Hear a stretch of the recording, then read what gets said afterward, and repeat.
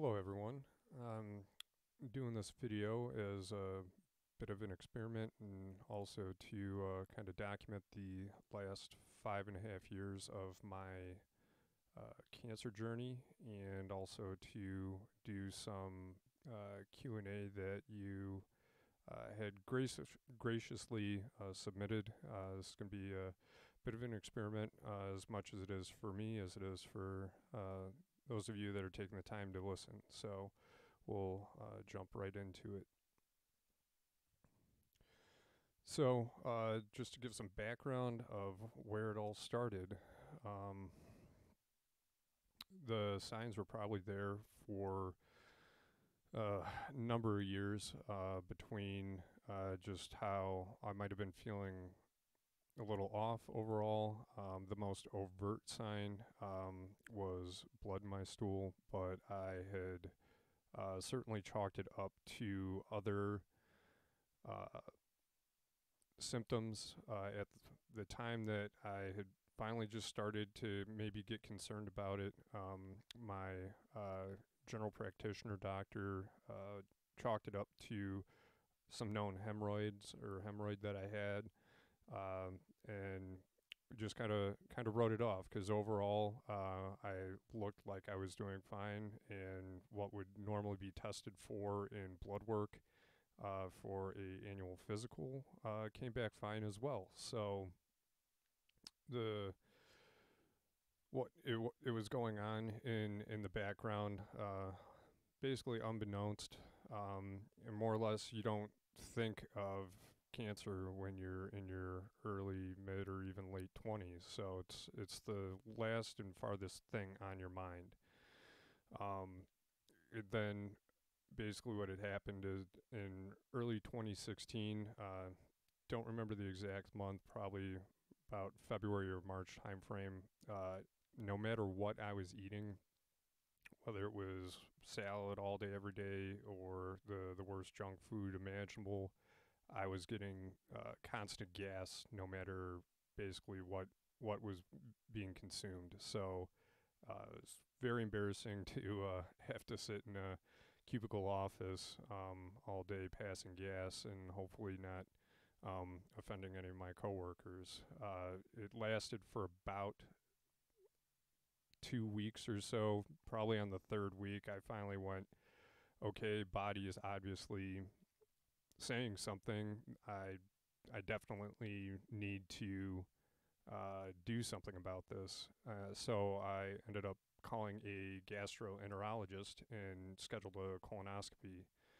And the results of that colonoscopy, found out from the doctor on the phone while I was at work, which was a very fantastic way to be told you were diagnosed with cancer. But he wanted to let me know as soon as possible because he was heading out of town for another 2 or 2.5 weeks on vacation. So he wanted to let me know as soon as possible so I could get the ball rolling on it. And after the very first CT scan in late May, I was diagnosed with stage 4 endocarcinoma of the rectosigmoid junction, with metastasis showing in both my liver and lungs. So uh, in short, the rectosigmoid junction is the last part of your colon before it turns and descends into your rectum. So that's where the location of the primary tumor was spotted. And at this point, because it was stage 4, meaning it had moved to other organs, that's kind of what I was left at. Definitely kind of blown away, and into shock, but here we are 5.5 years later. So what's happened in between now and then? Um, they put me on some very heavy chemotherapy. At this point, I've done well over 100 rounds. I had my nurse team back home here run the numbers for me back at the end of 2020, and it was already over 100 rounds at that point. And at that point, since I had broken triple digits, I stopped keeping track, even though I was still continuing on treatment at that point. And December 2018, I did 4 days of radiation in my right lung, and then in September of 2019, we finally decided to go through with a resection surgery and took out the primary tumor. So we took out approximately a foot of my colon and the 44 surrounding lymph nodes. The real shocker here was at this point, we were about three years deep on a very heavy chemotherapy regimen. Pathology, after they had a chance to take a look at the tumor, they rated it and graded it that it was more than 90% active still. So essentially 3 years of heavy intense chemotherapy didn't even touch the primary tumor, which was kind of shocking.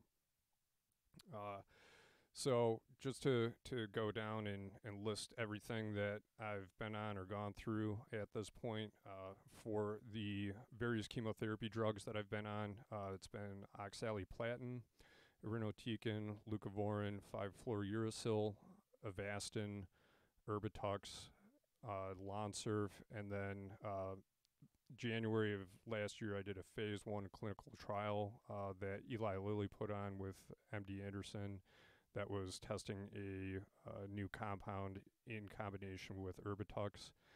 Didn't pan out, but that's the way it goes with most clinical trials. On the radiation side of things, I did those 4 days of radiation was a stereotactic that they did for a couple spots in my lungs.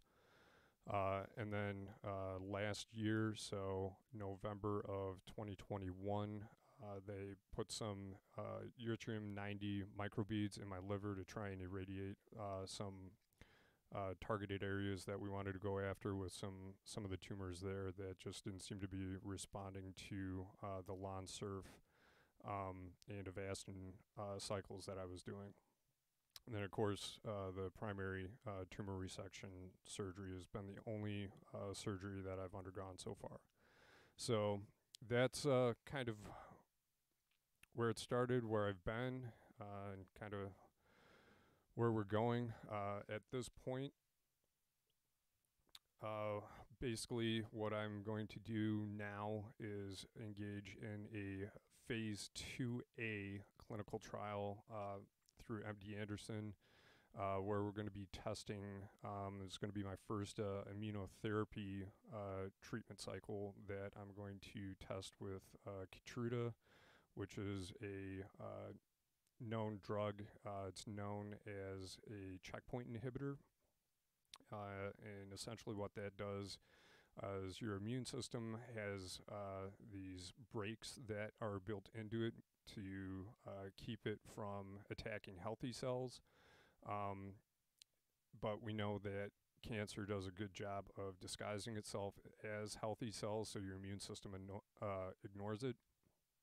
And so what Keytruda does is it takes those brakes off, essentially, to let your immune system be a little more aggressive. And then they're also testing a new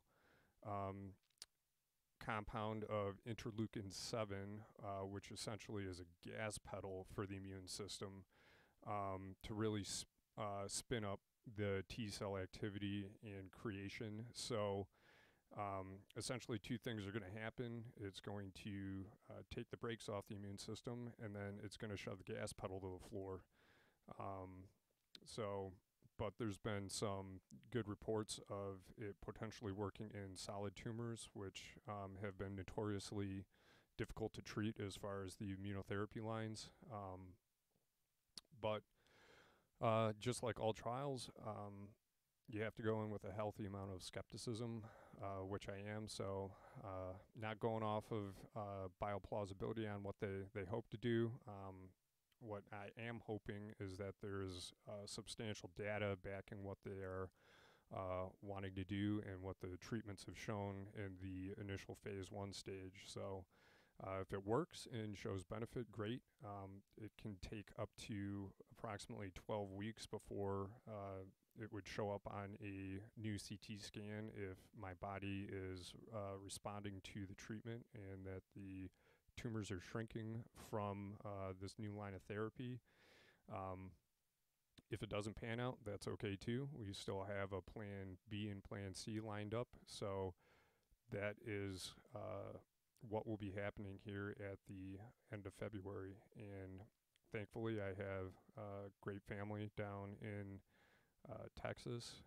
They're not related by blood, but at this point, I certainly do consider them a brother and sister as they look after me and help me um, deal with any potential side effects and are graciously welcoming me into their home to stay with them and keep the costs of all of this treatment and travel down as low as possible. So that's where things will be at the end of the month here, and hopefully things go all right. So that's kind of where I've been, where I'm headed for now.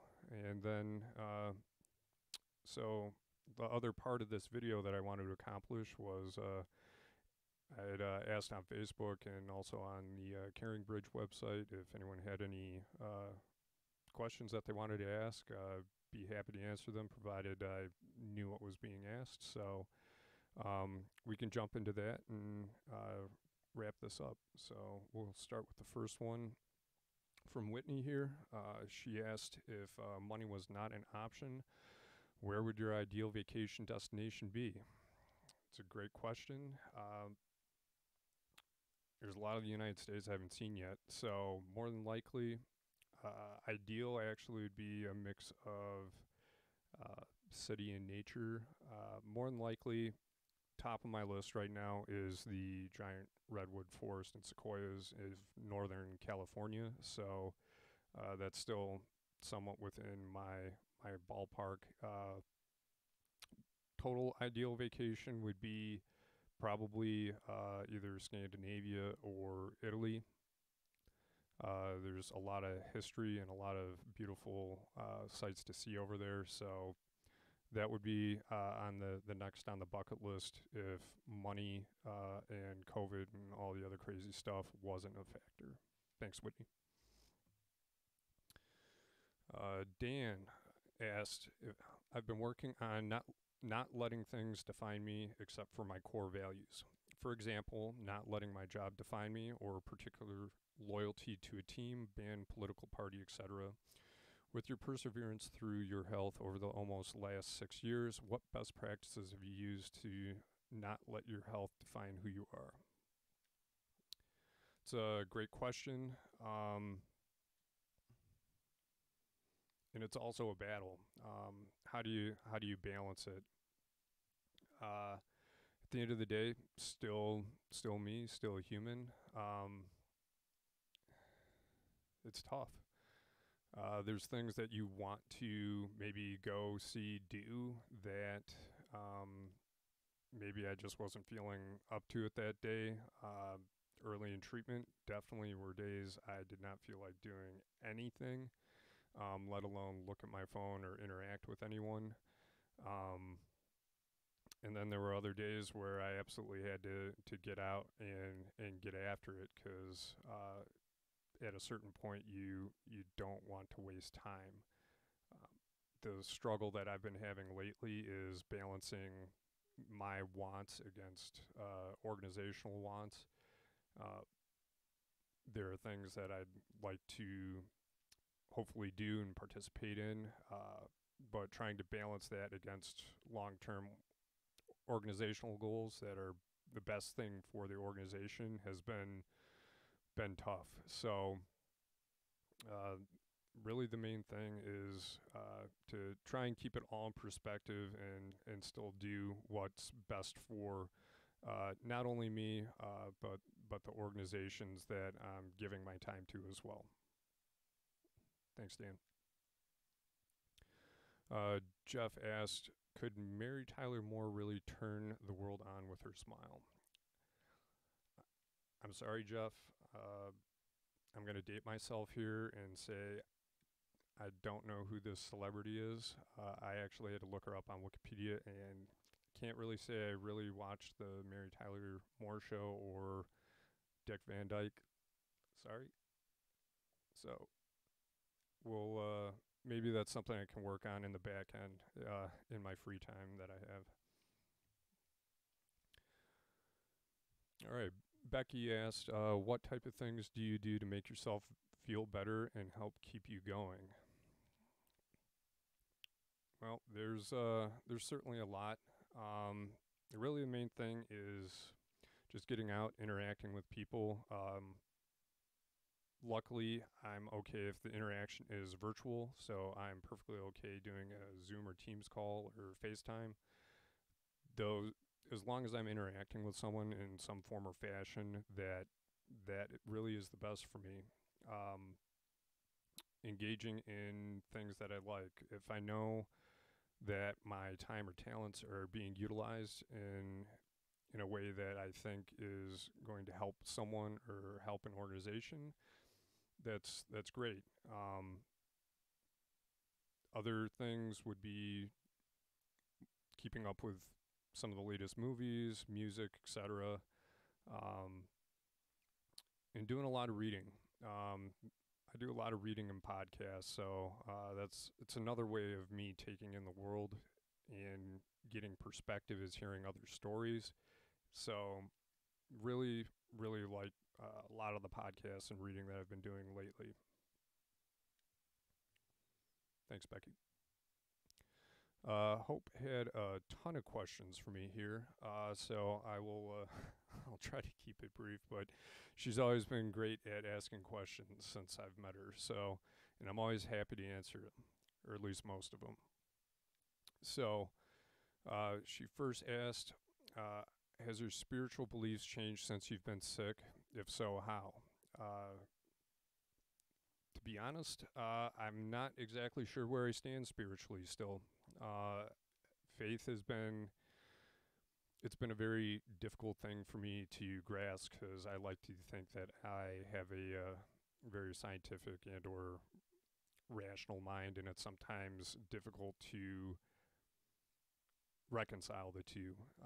It's the best way I can put it.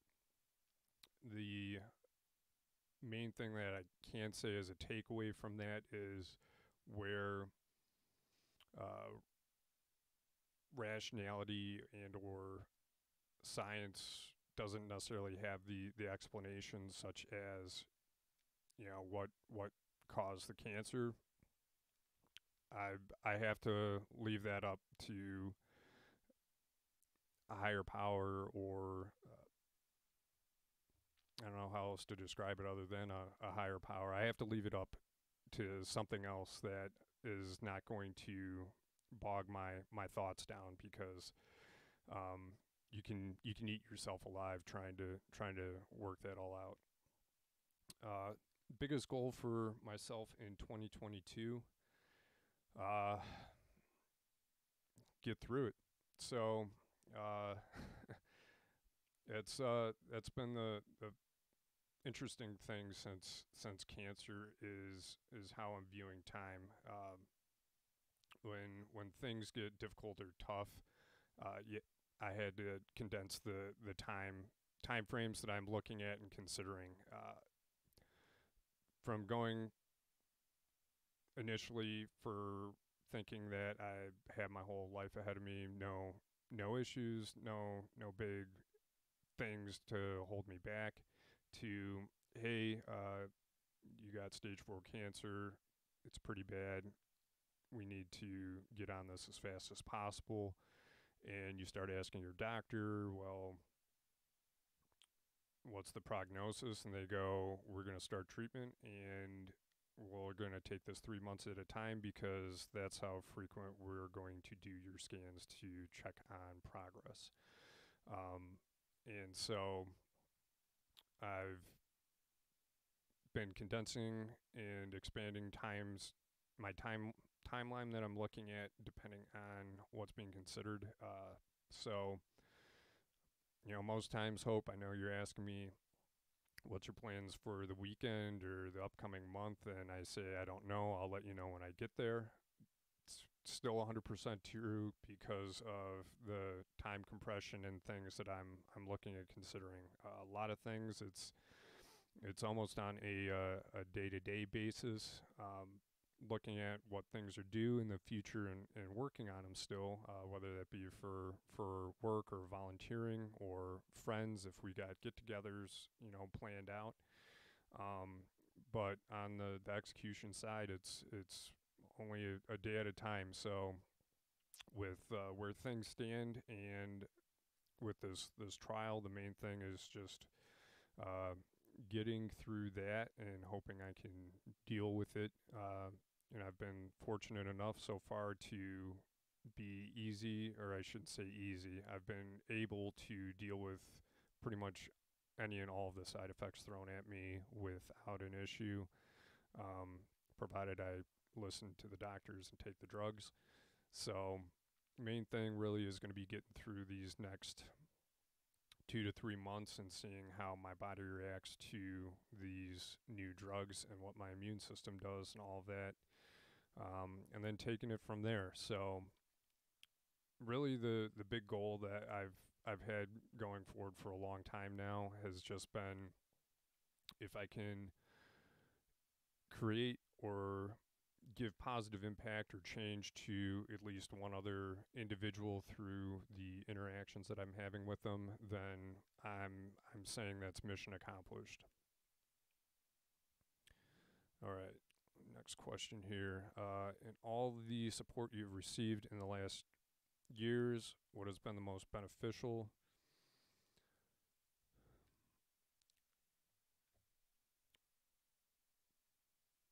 I'm gonna have to say money.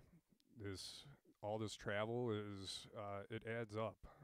Flying to Houston nearly every 3 months, renting a car, either renting or doing a hotel room, uh, or not, or staying with my friends. Regardless, all the travel has certainly been the probably the largest cost directly, and so the funds that everyone's been giving since the beginning has pretty much all gone to that, and I'm eternally grateful that people have been willing to um, provide additional financial means, and some of them really don't need to be providing them, knowing what their situations are. So it means a lot that they're willing to still sacrifice on their end to provide more. So money's the most beneficial for sure.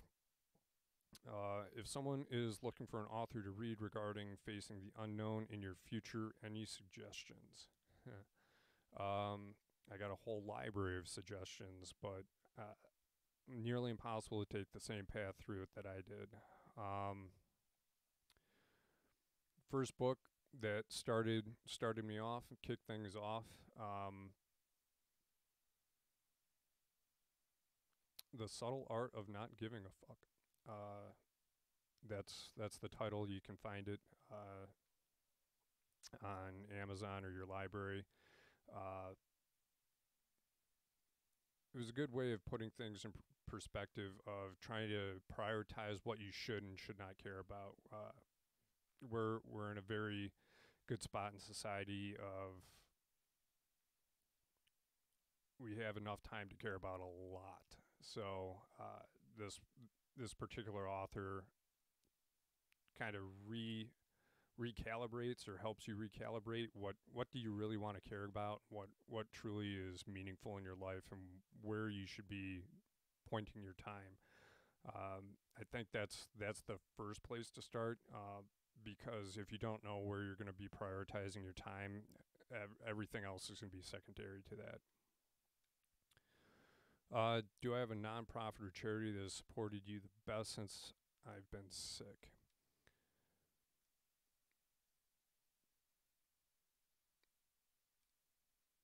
Really, the best nonprofit and charities are the individuals that have been helping me or the family out. I can't really point to one organization as far as cancer support per se. So, yeah, I think a lot of things, just like in life, it all comes down to the individual contributions that you get. What are 3 key Dan ingredients that you use in molding you to have a positive mindset as you continue through your journey? It's a loaded question.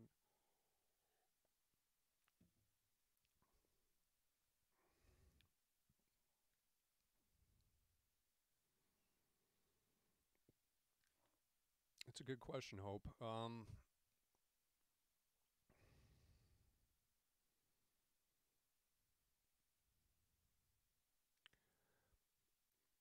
Really, the one and only ingredient is perspective.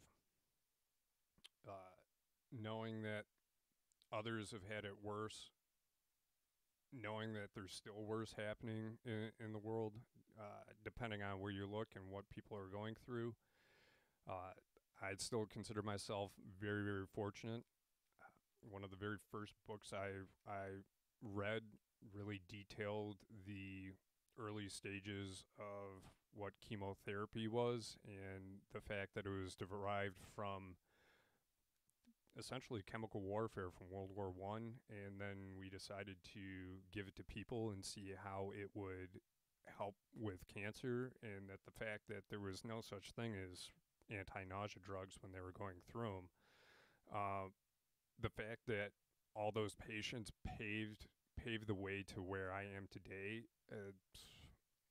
My hat's off to them in so many ways. So I think that's the main thing is I look back on what people have gone through or what we've gone through as a species, and there's been an awful lot of suffering out there. So, and the fact that, yeah, sure, some days have sucked for sure. It pales in comparison to what some people have gone through. So really that's the first thing I come into as far as an approach. The second thing is if you can accept what you're going through and what you're dealing with, if you can accept that, and then as the phrase goes, bear your cross willingly, that makes things immensely easier. There's no easy way to get to that acceptance. It takes a lot of reflection, a lot of thought, and to be able to do that is monumental. But if you can, then you're unstoppable.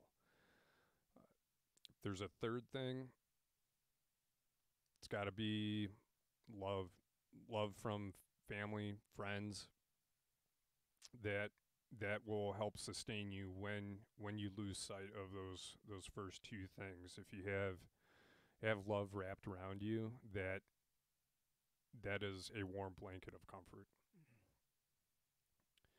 All right, next question. Would you ever consider writing a book on my journey? You keep hammering on this. While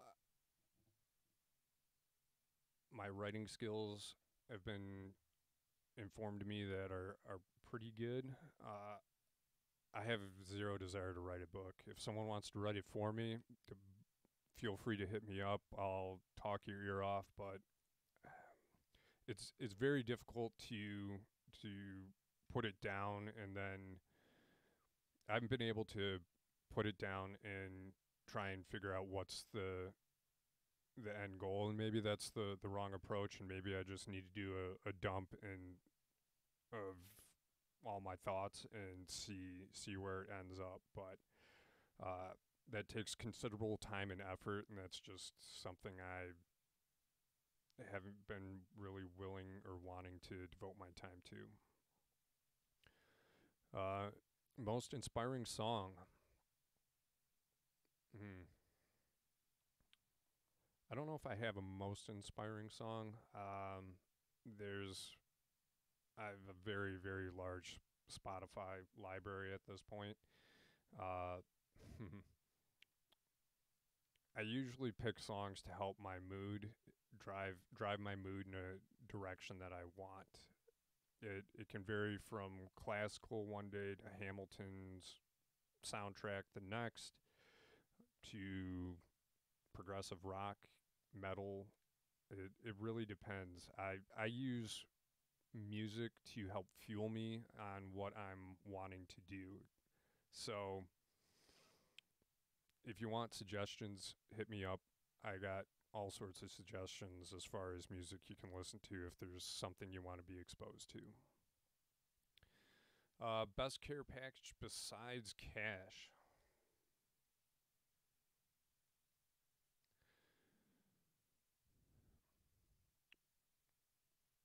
It's probably the blanket you sent me that has all the different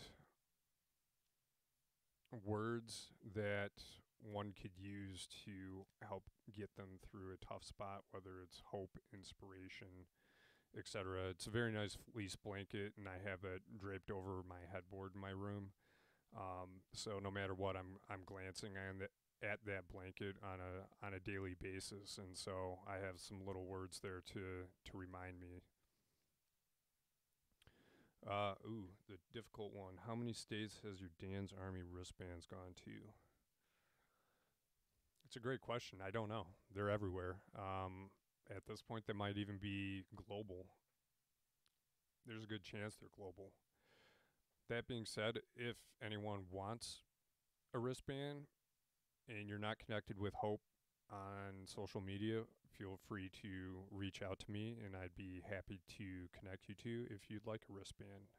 It's a very nice gift and gesture that she did for me years ago as a way of people to as a way for people to show support. And I got a whole album on Facebook of photos from people sending it in. So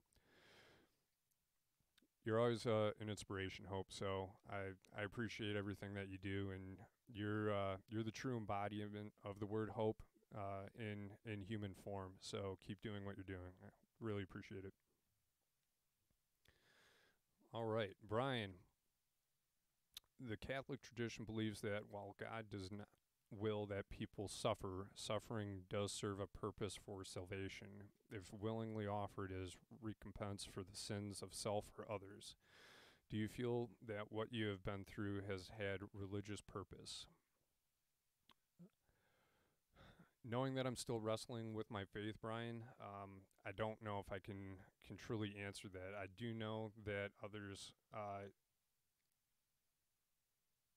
find hope, inspiration, a whole laundry list of words that are eluding me at the moment. Um, that being said, I what I can say is because what I'm going through and how I'm handling it, I think um, that is in line with what you would find in the Bible to a certain degree. While there's a lot of teachings in it, and what do you want to say?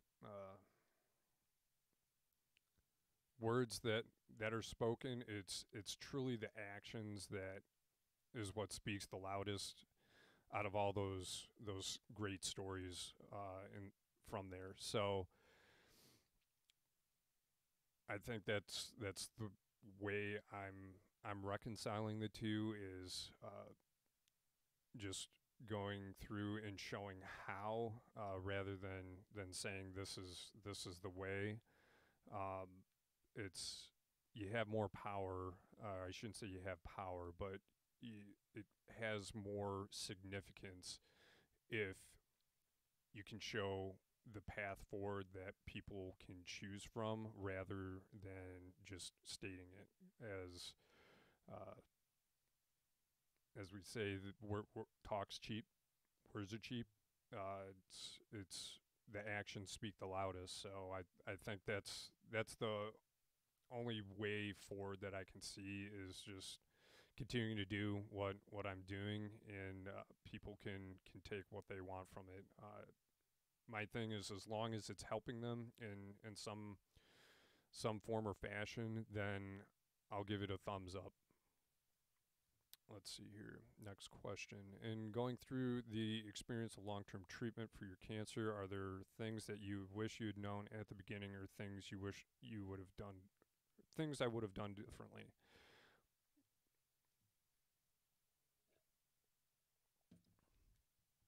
Uh,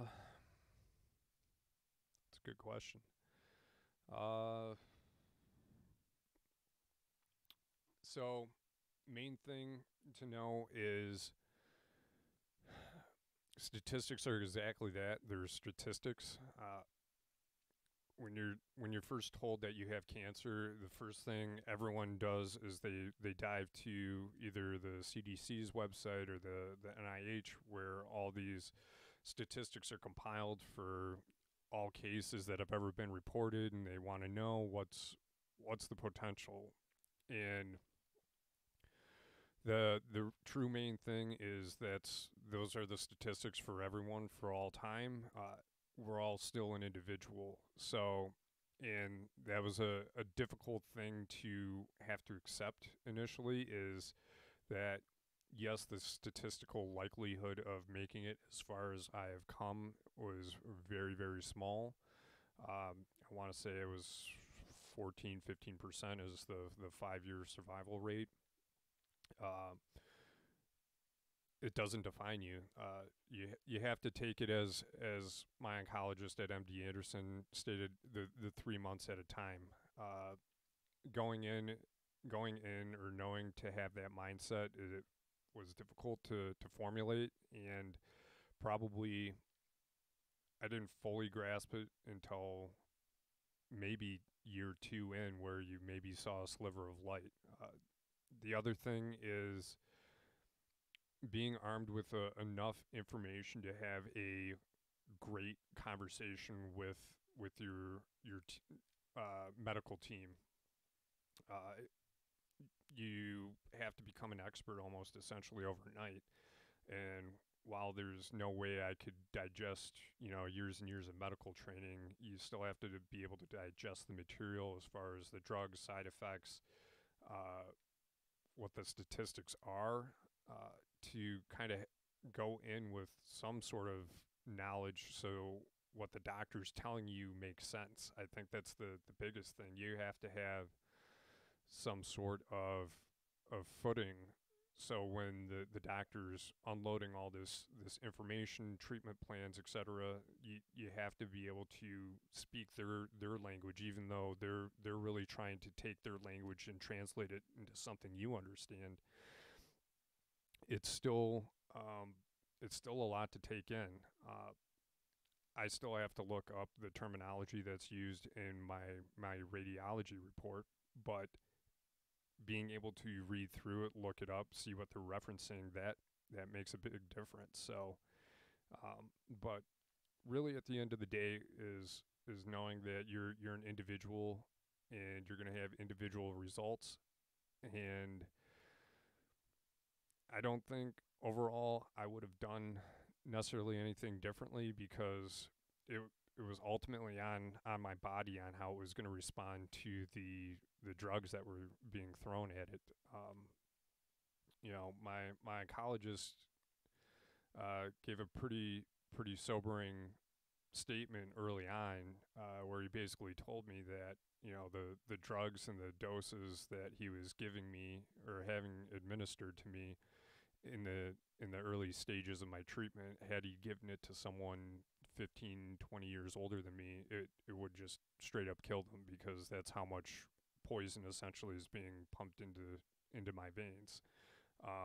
It really, that's kind of jaw dropping to think that you know I was getting hit that hard, but knowing how I felt, I really was hit that hard. So, um, the main thing is to, if there was a shortcut really in getting to where I am now mentally and being able to do that within 3 weeks, that's what I would have done differently. But as I think most of us or all of us know, life does not teach us that way. So hindsight is great looking back, but I think the path that I took through it all is the only path that I could have taken to land here. Um, so to answer your last question regarding silver linings, they're innumerable. It's the first thing cancer does is it snaps literally all of your relationships into focus. You'll find out where people truly stand with you. They might have told you you're their friend, but that quickly evaporates, or it brings others out of the shadows that you didn't know existed into your life. Um, that while a sucky experience initially has turned out to be absolutely wonderful. Just all the various people that I've met over the years or have come into my life. Um, it was almost essential tree trimming in some sense. There was certainly some that exited my life very quickly, and ultimately that's okay. They might have not been in the right spot themselves to be able to accept or deal with what I was dealing with, and that's okay. I don't hold any ill will against them for that. Um, the amount of positive that's come out is just absolutely incredible. Had more than several people tell me that they've changed up either dietary habits, exercise habits, in their life to ensure that they're leading a healthier life, to ensure that they'll be on this planet hopefully for as long as they can possibly be here, which is great. Whether that's giving up smoking, actually getting up and walking, a whole laundry list of things that people have changed in their life, and or a simple thing of, hey, I thought I was dealing with something sucky, and then I thought of you, and well, I just sucked it up and got through it, because there's nothing that I'm dealing with in my life that compares to what you're going through, um, which is still odd for me to hear. To me, I take it life is life, and we all deal with it in our own way. Um, but again, if it's helping people achieve ultimate good in their life, then to me that's the ultimate silver lining that I could have. All right, Maria, how's the past year compared with your other years of diagnosis and treatment? Unequivocally, I could say it's been the best. The treatment has been the lightest as far as fatigue, has been next to nothing. So I don't have to worry about caffeinating myself heavily every day to even remain a sliver of functional. Um, that's probably been the best part, is I just don't feel tired or drained from treatment. As far as compared to uh, other years of diagnosis, it waxes and wanes. As far as my scans and treatment has concerned, I've certainly gone up and down. It's almost like a roller coaster in some sense. You figure out what your body responds to and then does not respond to, which is partly why cancer research is still ongoing. Treatments seem to only last for however they last for an individual. And if the cancer isn't beaten into submission at that point, then you have to change it up and try a different approach, because the cancer's figured out a way to beat whatever you were throwing at it. Um, so it's come and gone, but overall, the fact that I've had the energy to get up, enjoy, and do things more than I had in the past 4.5 years, 5 years, that has been absolutely awesome. And to dovetail into that, as far as harder years and or easier years, the first years definitely were hard. That's probably some of the most brutal treatment that someone could undergo. Um, Even if I had extreme mortal enemies, I would not wish what I went through upon them. Between the really just the fatigue, the mental cloudiness,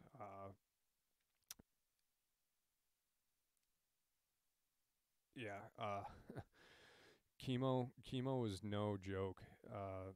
I don't know. I don't have the vocabulary to put it into really into good words. It just absolutely sucks. Um, so compared to prior years, this has been a real easy last 18 months, and definitely grateful for it. But it's also been time to change it up because again, the drugs aren't doing the benefit that I want.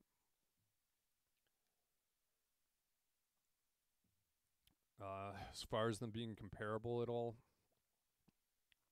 can't can't really say I compare the year over years. It was mainly based on the chemos that I was on that uh, truly affected what was going on and how it was happening. I don't know what's worse, feeling absolutely tired all the time or having a absolutely horrible skin rash all over the place. I don't know. It's almost like comparing apples to oranges in some sense, depending on what side effect we want to discuss. Um, I think ultimately I'd still take the skin rash over feeling tired because at least if I'm not tired, I can be up productive and doing things. So, uh, yeah, it varies.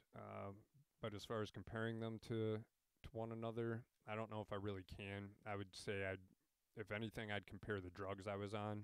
If I was doing similar treatment regimens, then I could compare them. But overall, they've all kind of been their own year or standalone.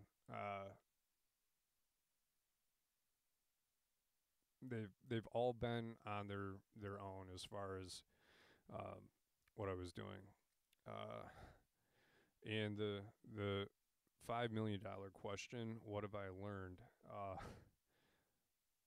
Learned a lot. I don't even know where to begin. I've read so much as far as uh, cancer history, research, drugs, uh, treatment regimens, what's happening in the research side of things. Uh, what else? And that's just in the cancer side. I've been reading tons of books on in my free time as well to just take a break from all of that. The learning is nonstop. Uh, don't think I'd be able to write it all down, but the biggest takeaways, really most important lessons I should say as far as the journey is concerned, is where you spend your time and who you spend your time with. That's what really matters. If if you can get that figured out, then that's really it. I think that's the thing that I keep in the forefront of my mind with everything is what am I doing with my time and who am I spending it with? Even if it's by myself, which is perfectly okay, and I still do spend a decent amount of time by myself. But uh, who you're spending it with and what you're doing to enrich their lives, that that's really in the end what matters for me.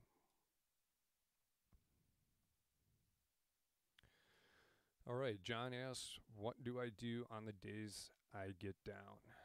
Well, I try not to get down because if I'm down, then that means I can't fulfill mission number one, which is positively impacting others. Um, that's not to say I haven't had days like that.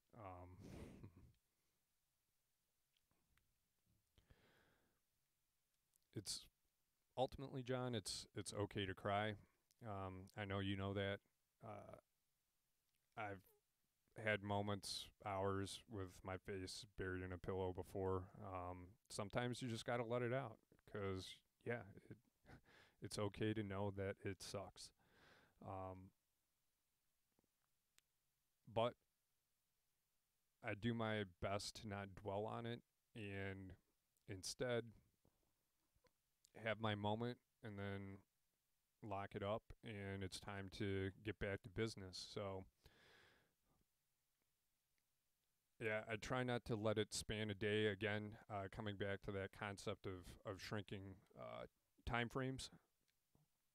If I can have a good 10, 15 minute cry session and that's all I need to let it all out and then feel better, then that's what I'll do, and then I'll get back to business. Put some tunes on. Um, Usually it's something I can sing along to, even though I do not have a singing voice, but I'll sing horribly along with it. That's uh, that's what I'll end up doing. So if you need more, yeah, take that back. I think that covers that. But you know where to get me, John, or where to reach me. So feel free to hit me up if you got other questions or want more suggestions. Joy, of course, asks, "Who's your favorite first grade teacher?" It is, of course, is Joy, the one and only first grade teacher, as she signs all of her lovely and awesome cards that she has sent me over the years. Um, Boy, what a joy it is to have her in my life. Thanks. All right. And then I did get some questions in anonymously, so I won't name the people that sent these in, but we will attack these questions as well. All right. First one, as far as the general statistics for my specific diagnosis, uh, they don't really get that specific, although they do to a certain degree. Main thing that most people look at are the Kaplan-Meier survival curves, or Meyer-Kaplan. Might have reversed that. Either way, it's the survival statistics. You can pull those off of the CDC website. They typically break it down to local, regional, or distant, or uncharacterized as far as the cancer type. When you're stage 4 and you have additional tumors in other organs, they typically say that's distant. So if someone's diagnosed with uh, a rectal cancer, the 5 year survival rate is, uh, they break it out by age typically. So for under 45, because they still really don't have great age groups listed for us young folk for some reason, which is kind of mind boggling in and of itself.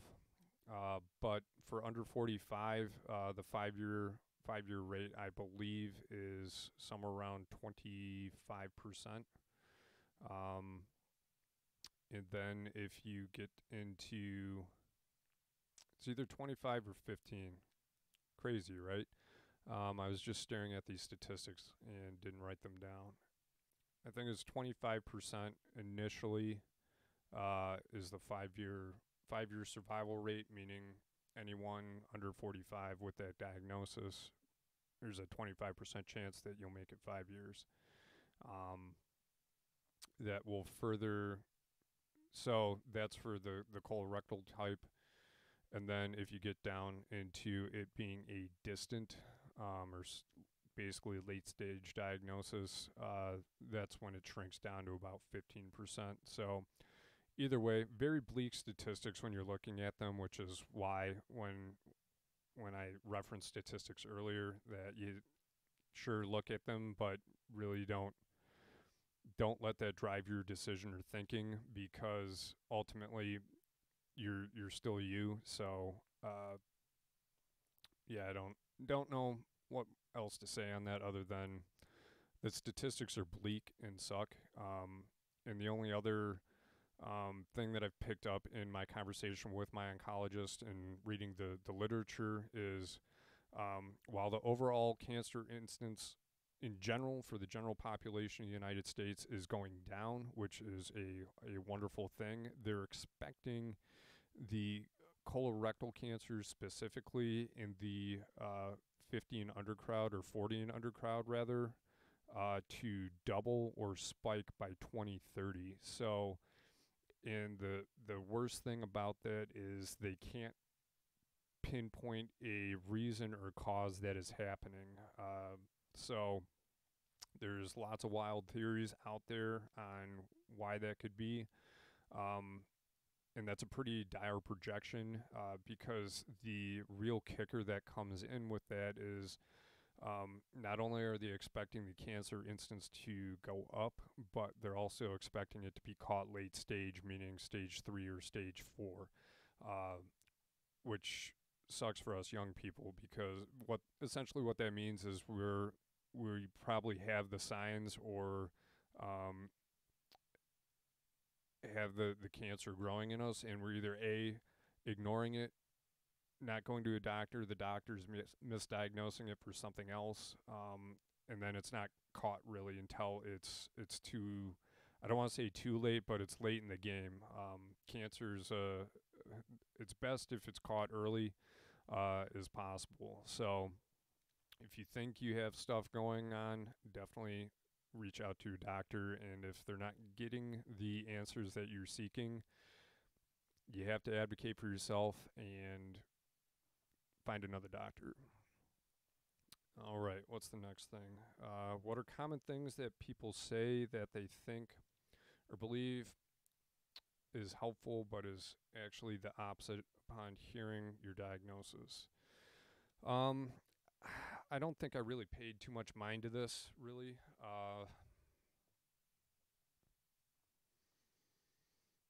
I mean, the main thing people say is that sucks, and yeah, it does. So you just kind of go, yeah, it sucks. Thanks. Um, really, I think it comes down to people not saying anything. Is really the thing that sucks the most. The silence can sometimes be deafening, and it's probably from a fear of people thinking they may say the wrong thing, and that's entirely possible. Uh, I think what Eddie Olczyk in his book advocated for, because he was diagnosed with cancer as well, was we're all still human. Just say something, even if you fumble through it.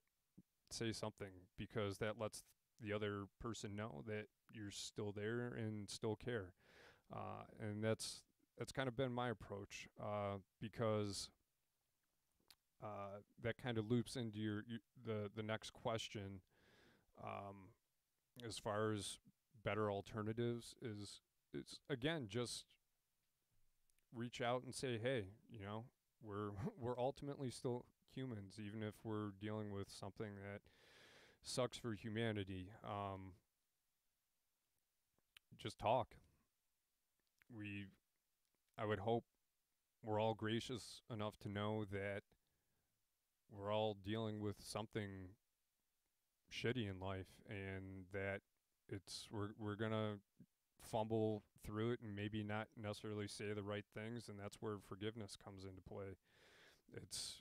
It may suck, but you know what? I'd rather work through that with someone than not hear anything, um, because again, people still want to know that people care, that there's a wider world out there than just what they're seeing in their immediate circle. So, at end of the day, go ahead and hit them up, even if it sounds corny. That's fine. Um, Sometimes we gotta get over ourselves, and that's okay too. You know, even even those that I ended up getting some suggestions in the beginning and then over the years on either homeopathic or uh, alternative lines of treatment. And you know what? I accepted that with grace and thanked the person for taking the time to be caring enough to think of me, even if it's not something that I am going to pursue as far as a line of treatment. The fact that that person still took the time to think of me, maybe offer up a suggestion, that to me still says something. Again, we're gonna make or say things that may not always be the greatest, but I think ultimately the fact that they're still thinking of me, to me that meant a lot. What do I wish other people knew about me?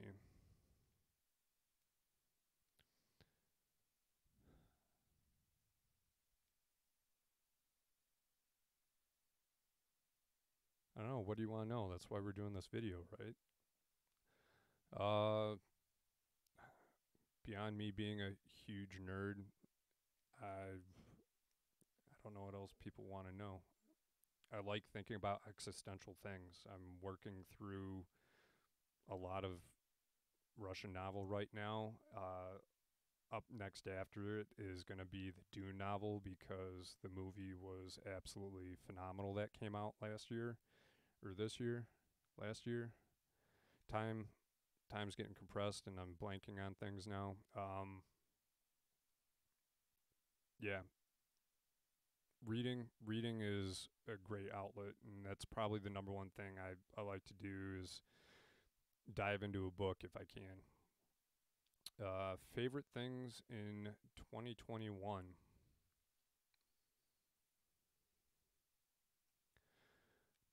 Spending time with family and friends.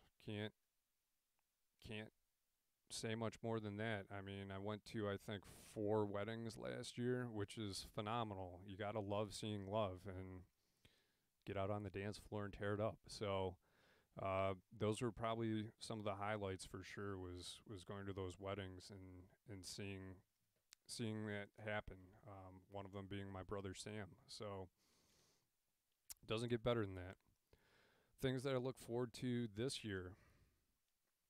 Well, I'm cautiously optimistic on the treatment plan. Uh, really, really, that's the first thing. Trying not to get too forward looking. So that's probably the first thing. Really, is getting through that. It will be wonderful to spend time with my friends and their puppies again. Because they're just phenomenal dogs and phenomenal hosts. Um, so beyond that, just looking forward to all the new connections and conversations I'm going to have with people. All right. Good resources, books, blog, podcast, website that I recommend for people who wish to better support someone who is actively fighting a chronic illness.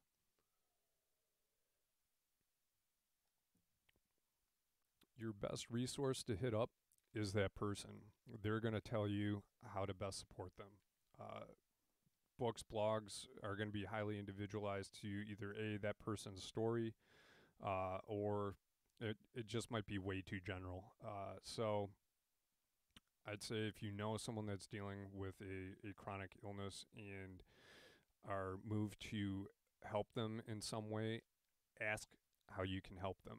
That is the best thing to do. As far as arming yourself with perspective, I got a whole library of books that are too numerous to sit here and list off here. But the best thing to do if someone is dealing with something and you want to help them, ask them. All right. And top 3 to 5 movie recommendations. Needs to watch in their lifetime. Emphasis on needs. Who? Uh, Again, that's a very lengthy list. Uh, Nerd side of me is gonna automatically say you have to hit up a lot of uh, all the Star Wars movies.